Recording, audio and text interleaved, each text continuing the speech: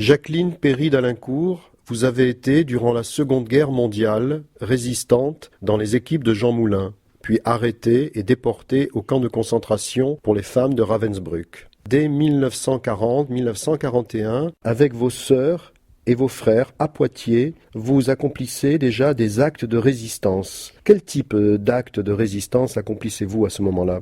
Eh bien, c'est à ce moment-là que l'occupation qui nous paraît absolument insupportable, l'occupation allemande, s'organise de telle façon que nous-mêmes, nous sommes absolument désespérés et nous décidons ensemble de faire quelque chose, n'importe quoi, mais de faire quelque chose. Et c'est n'importe quoi, ça va être des actes de résistance, c'est-à-dire pendant que les Allemands s'organisent pour l'occupation de Poitiers, nous organisons pour la résistance contre l'occupant. Alors c'est une résistance, le mot qui me venait c'était résistance enfantine, mais une résistance de jeunesse, une résistance qui dit non, on n'accepte pas, c'est pas possible. Cela on le fait spontanément avec principalement mes sœurs dont je suis l'aînée. Il y a aussi mes frères, mais qui sont beaucoup plus jeunes encore plus jeunes que nous, mais qui sont là quand même.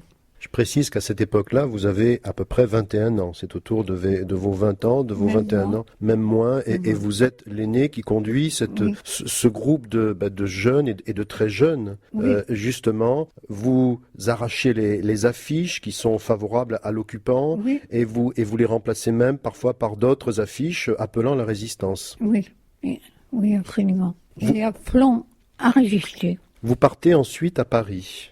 Quelles sont vos impressions alors lorsque vous arrivez dans la capitale ? Qu'est-ce que vous voyez ? Qu'est-ce que vous constatez ? L'arrivée à Paris est bouleversante parce que à ce moment-là, à Paris, on voit l'étoile qui est cousue sur les vêtements des enfants pour signaler leur particularité, c'est-à-dire le fait qu'ils sont juifs. Et qu'étant juifs, ils peuvent être arrêtés et disparaître. Et ça, c'est une chose absolument terrible et qui nous frappe, qui me frappe en tout cas, comme quelque chose d'impossible à accepter. Parce que, en étant désignés de cette façon, on était en fait montrés du doigt comme des gens qui pouvaient être arrêtés et disparaître. Car c'était ce qui se passait. L'arrestation, c'était d'abord l'arrestation, et l'arrestation était suivie de la disparition. Et la disparition était quelque chose d'absolument effroyable.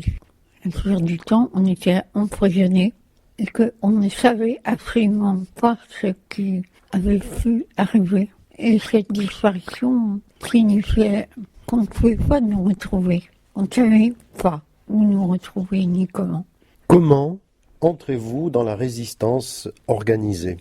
Je rentre dans la résistance organisée parce que je ne peux pas faire autrement. C'est pas possible d'accepter ce qui est en train de se produire, de se passer. Et c'est comme ça que j'essaye de trouver le moyen de faire quelque chose. Et ce quelque chose, c'est grâce à mon amie Claire Chevrillon que je le trouve et que je sais qu'en entrant dans ce groupe où est déjà mon amie Claire Chevrillon, j'ai un moyen de faire quelque chose pour lutter contre ce qui est en train de se produire, c'est-à-dire l'arrestation des gens qui, comme moi, désirent faire quelque chose.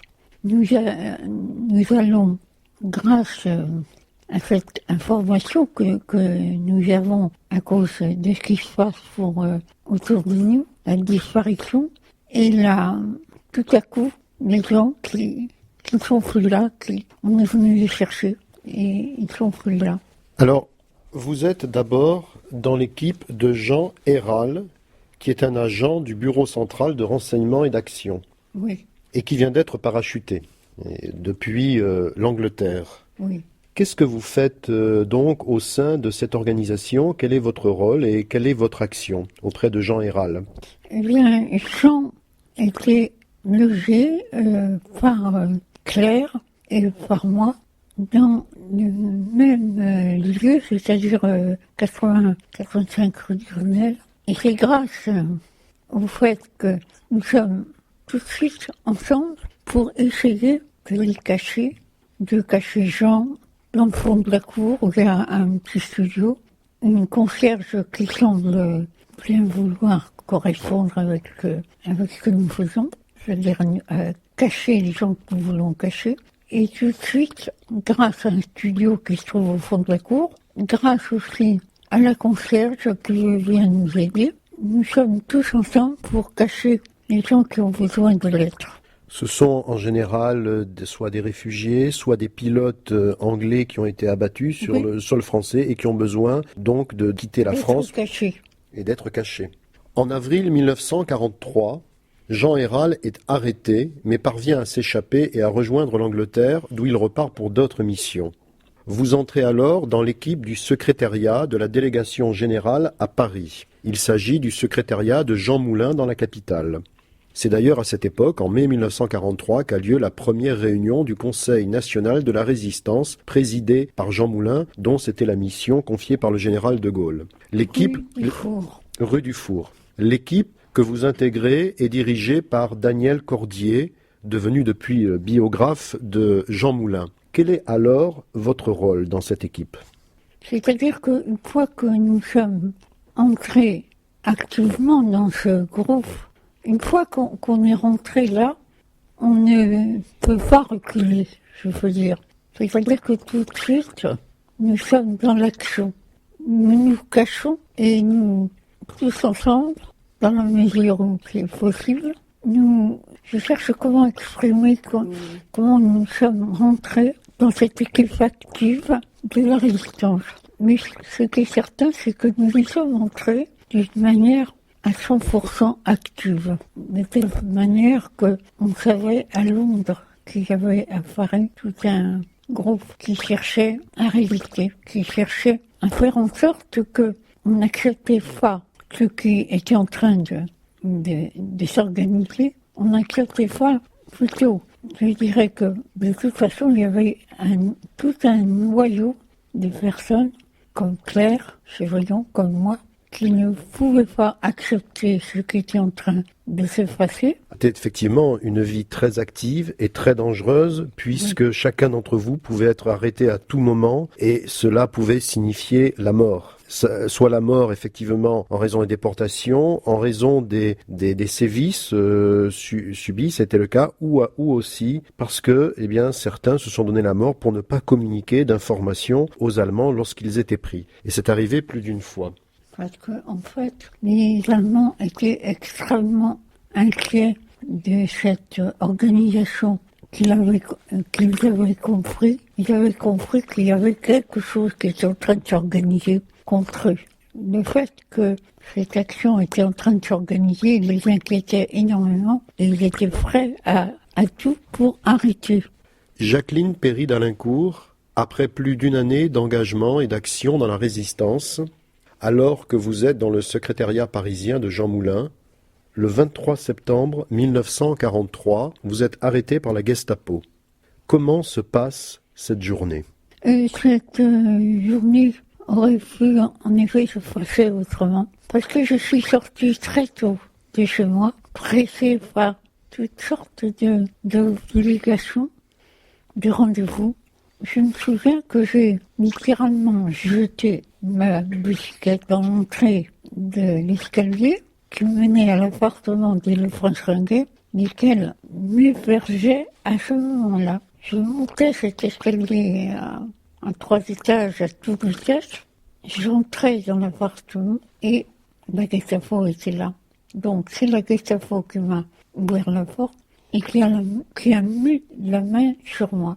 La pauvre Jeanne de France-Ringuet, qui venait de rentrer du sud de la France avec ses 6 enfants, était là et m'a ouvert la porte avec un regard d'angoisse. Et c'est là qu'a commencé la tragédie pour moi, parce que la Gestapo m'attendait et espérait que j'allais rentrer et m'a dit, on a dit, j'avais de la chance. Je crois qu'on a dit ça à Jeanne, une fois j'avais de la chance qu'elle soit rentrée. Ça voulait dire que si je n'étais pas rentrée ce matin-là, toute la famille de Prince Ringuet aurait été arrêtée jusqu'à ce que je le sois aussi. Mais je suis rentrée et je me suis jetée dans leurs bras, littéralement, parce qu'en ouvrant la porte, ils étaient là. Et mon histoire avec la Gestapo a commencé à ce moment-là.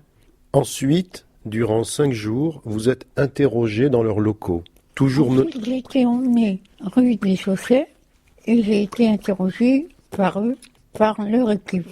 Et ça a été un moment extrêmement terrible.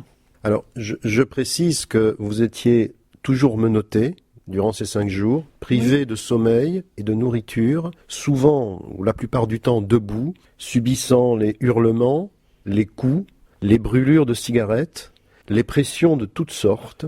Par exemple... Surtout la menace sur ma famille, sur mes frères et sœurs, sur ma mère. Voilà, on menaçait de représailles toute votre famille. J'ai d'arrestation, de représailles. Et en même temps, on vous promettait l'exécution, à vous-même. Évidemment. Mais vous tenez bon. Vous arrivez à tenir bon. Et il faut préciser quand même, pour bien montrer que ce moment était particulièrement éprouvant, difficile, que vous êtes au bout de 5 jours tellement épuisé, défiguré, qu'un de vos camarades qui vous croise, je crois à Fresnes, ne vous reconnaît pas. Oui, c'est comme ça que ça s'est passé. Effectivement, Germain ne m'a pas reconnu et j'ai été obligée de lui dire « je suis Violaine ». Violaine, c'est votre nom dans la résistance. De guerre. Votre nom de guerre et aussi le nom que vous avez donné à votre fille. Nom à ma fille aînée. Mais qui est là, à côté de moi. Comment faites-vous pour tenir bon comme ça durant 5 jours? Eh bien, je n'ai pas d'autre choix. Plutôt, j'ai ce choix et c'est aussi pour moi une force de leur dire que je ne parlerai pas et que la personne et qu'ils ne tireront aucun renseignement de ma part. Je suis très inquiète à ce moment-là du sort de Jeanne, le prince Ringuet, qui vient de rentrer du midi de la France pour réinstaller sa famille à Paris. Et je suis dans l'angoisse pour eux. Mais ça ne m'empêche pas, je dois dire, de changer de ligne.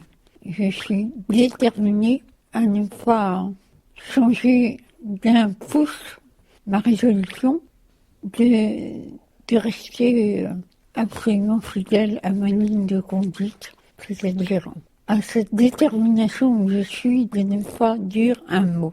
Un moment même, votre résistance surprend au moins un des bourreaux qui vous rend hommage. Oui, il y en a un qui m'a dit qu'il avait beaucoup d'admiration pour moi. C'est gentil de ta part. Mais effectivement, j'étais déterminée, je n'avais pas le choix. Ensuite, vous êtes mise au secret dans la prison de Fresnes, et cela durant 6 mois. Cela signifie quoi, être mis au secret? Être mis au secret, ça veut dire qu'on est seul en cellule, qu'on n'a personne à qui parler, et que, enfin, moi, je pouvais arriver à communiquer avec une camarade de cellule qui était dans la cellule en dessous de la mienne. Mais j'étais seule, et ça c'était vraiment très dur. Et j'avais une amie, enfin quelqu'un qui était devenu une amie, qui était communiste, et qui était dans la cellule. Je n'ai pas réussi à déterminer si elle était à côté ou en dessous de moi. Enfin, elle était tout près.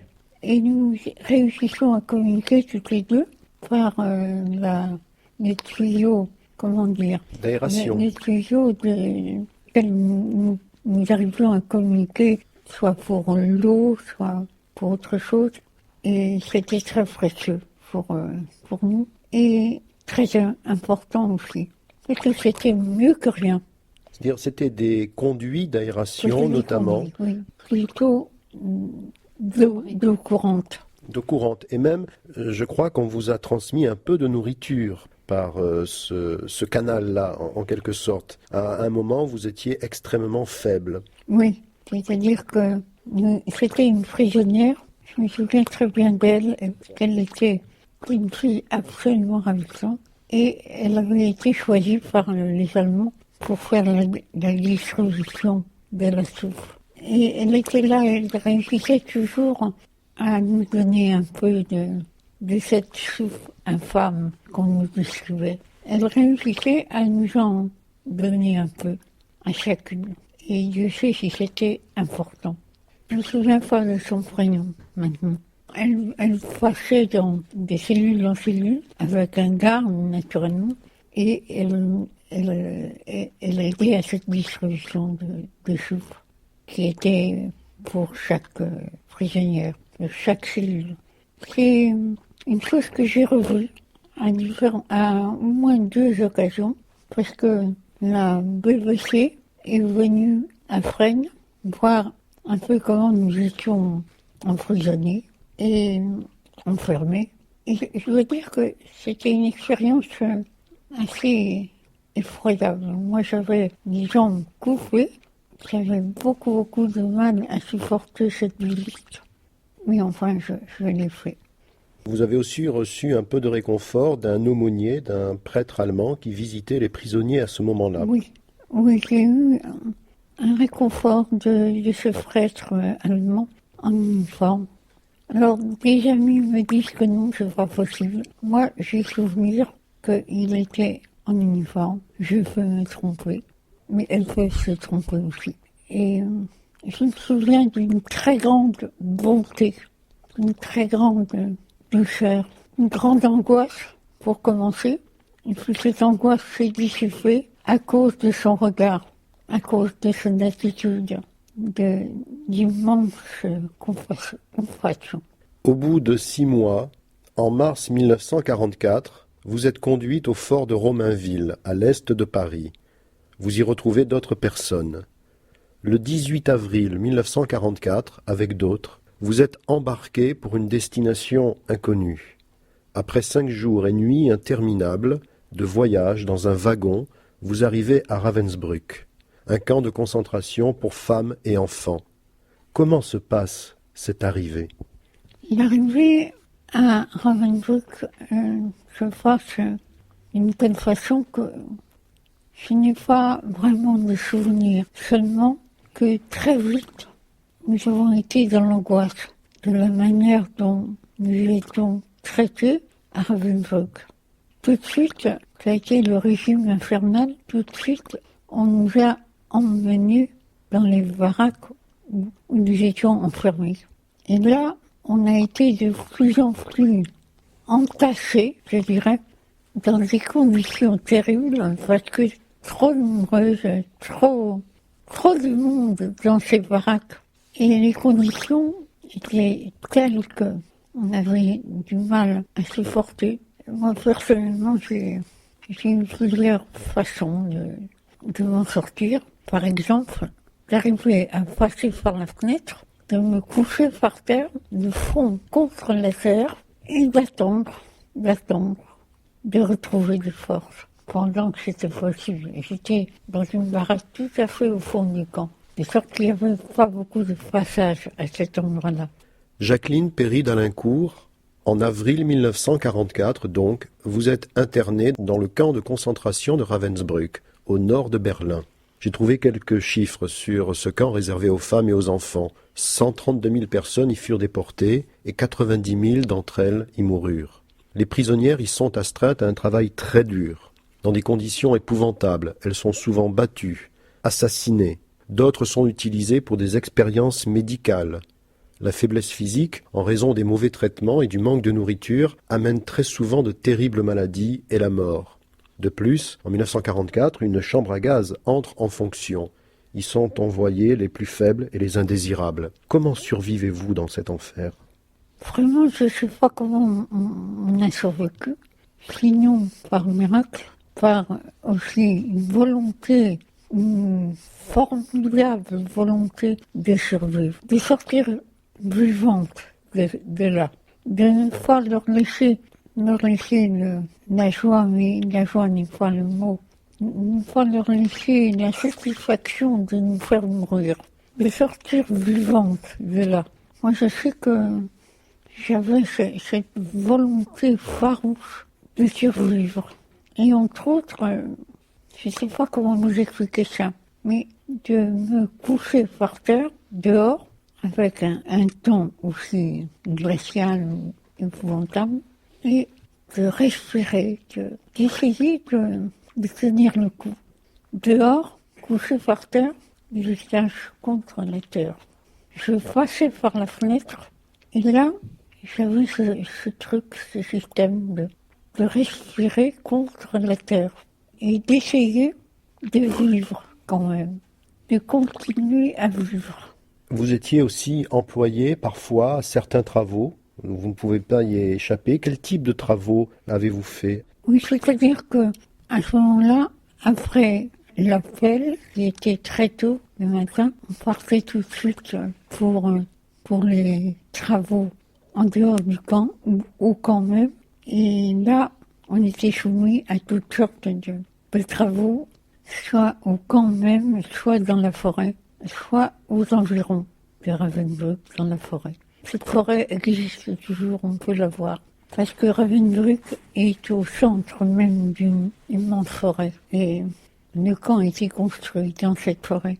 Il y a eu aussi, dans cette horreur, la solidarité et la fraternité qui aident à ne pas complètement sombrer, et même qui sauvent des vies parfois. Oui. Cette fraternité qu'il y avait entre les détenus, entre certaines détenues. Vous vous aidiez les unes les autres. Ce n'est que grâce à cette solidarité qu'on a réussi à s'en sortir. Et grâce à cette fraternité. S'il n'y avait pas eu cette fraternité, nous n'aurions pas pu survivre. Ce n'était pas possible. Mais là, nous avions les travaux à l'intérieur du camp et on avait aussi les travaux en dehors du camp. Et dans l'un et l'autre cas, nous avions cette solidarité qui faisait que dès qu'on voyait qu'une camarade commençait à faiblir, on était là pour essayer de la porter, pour essayer de lui redonner un peu de courage, d'obtenir d'elle qu'elle fasse encore un effort, encore, pour tenir debout. Et puis aussi pour que le peu que nous avions à partager soit partagé de façon à ce que notre ami tienne encore le coup et soit encore capable de supporter ce qu'il fallait supporter. C'est-à-dire le travail, puisqu'on était obligé de travailler malgré notre faiblesse, malgré les travaux auxquels nous étions soumis chaque jour avant de reprendre la vie au camp. Tous les jours, il fallait se soumettre à ces travaux qui duraient toute la journée.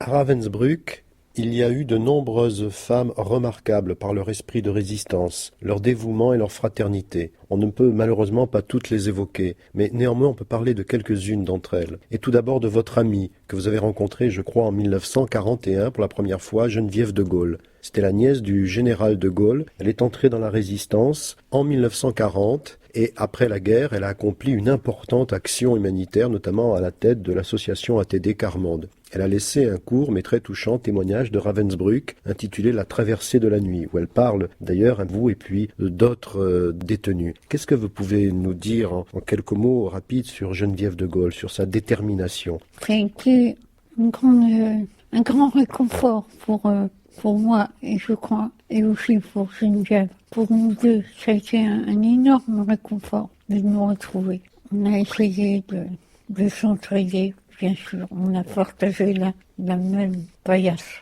c'est-à-dire un matelas dans une baraque qui était au fond du camp. Et pour Geneviève et moi, ça a été une aide précieuse que de se retrouver et de partager notre captivité, toutes les deux. Et puis j'ai eu un moment où Geneviève a été appelée par le commandeur du camp et à ce moment-là, elle a disparu. Ça a été épouvantable parce que nous ne savions pas ce qu'elle était devenue. On ne savait pas si elle avait été exécutée ou si c'était autre chose. En tout cas, heureusement, elle a été enfermée dans des cellules qui se trouvaient à la sortie du camp. Elle a survécu, mais nous avons eu beaucoup de difficultés pour savoir quel a été son sort. Ça a été une épreuve terrible pour nous qui étions à l'intérieur du camp, et je pense pour elle aussi, qui était dans des cellules à l'extérieur. Parce que le camp était composé de cellules pour nous et aussi de cellules à l'extérieur du camp.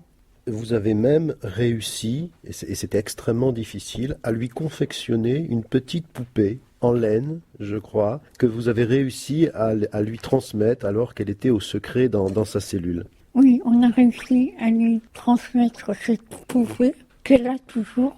Enfin, elle a n'est plus de ce monde, mais ses enfants ont toujours cette poupée, précieusement gardée dans un coffre au centre de la pièce principale de chez eux. Et elle a gardé, sa vie durant, elle a gardé cette poupée fabriquée par nous et que nous avons réussi à lui faire parvenir. Geneviève de Gaulle avait été mise au secret, notamment dans l'espoir de la conserver comme otage, en vue d'un échange éventuel, eu égard au fait qu'elle était la nièce du général de Gaulle. Donc les Allemands envisageaient de s'en servir comme otage. Parmi les Françaises se trouvait aussi Germaine Tillon, qui a écrit plusieurs ouvrages sur Ravensbrück et que vous avez connu également à ce moment-là. Comment était-elle et comment elle aussi, je crois, était très active et très solidaire? Oui.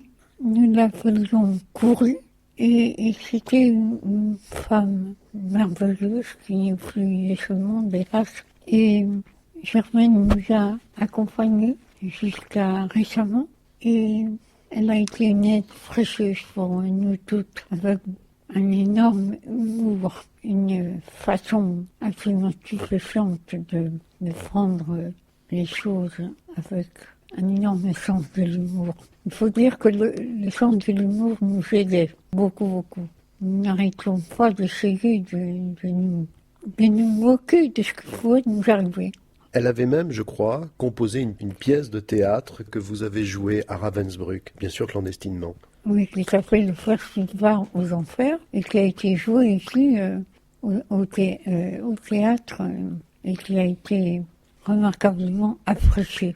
Vous avez aussi, parmi les autres figures, quelques-unes des autres figures de ces femmes qui étaient emprisonnées à Ravensbrück, vous avez bien connu une moniale orthodoxe de l'immigration russe en France, Mère Marie. Mère Marie a été canonisée par l'Église orthodoxe il y a quelques années et aussi a été déclarée juste des nations par le mémorial Yad Vashem pour avoir sauvé de nombreux juifs à Paris durant l'occupation. Elle a été gazée en mars 1945. Son attitude et son soutien ont aidé plusieurs d'entre vous, et vous-même. Oui, Mère Marie a été une lumière, une flamme, je dirais. Vraiment quelqu'un d'admirable. Et elle est morte là-bas, de Mulher. Je pense toujours à Mère Marie. Autre figure de Ravensbrück, Margaret Buber-Neumann. Épouse d'un dirigeant communiste allemand, elle quitte l'Allemagne après la prise du pouvoir par Hitler pour l'URSS. Mais lors des grandes purges staliniennes, quelques années après, son mari disparaît. Elle-même est envoyée au Goulag en 1938. En 1940, Staline la remet avec d'autres à Hitler. Elle est alors envoyée en déportation. Elle a survécu et écrit plusieurs ouvrages. Vous l'avez connue, je crois, un peu à Ravensbrück. Oui, je l'ai connue. C'était une figure, vraiment. D'abord, elle était francophile à 100%. Et comme elle parlait très bien français aussi, elle est devenue notre proche amie tout de suite, très vite. On l'a gardée quand même une fille de ce monde mauricien. En avril 1945, in extremis, et non sans difficulté, vous êtes recueilli par une mission de la Croix-Rouge suédoise qui réussit à sauver près de 7000 détenus. Quel était votre état d'esprit en sortant de cet enfer? La stupeur d'être sauvé, le bonheur aussi d'être sauvé, mais aussi bien sûr la grande peine de toutes celles que nous n'avons pas pu ramener, qui sont mortes là-bas. Grande souffrance de de cette disparition de nos camarades. Et nous nous réunissons régulièrement. Nous allons le faire lundi prochain, ici à Paris. Chaque année, nous faisons cela. Et nous allons le faire la semaine prochaine. Et c'est quelque chose à quoi nous sommes complètement fidèles, qui se fait dans une grande intimité, dans une grande proximité, ensemble, tout ensemble.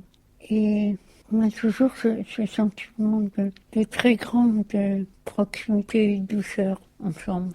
Ça ne pourrait pas être autrement. Merci Jacqueline Perry d'Alincourt.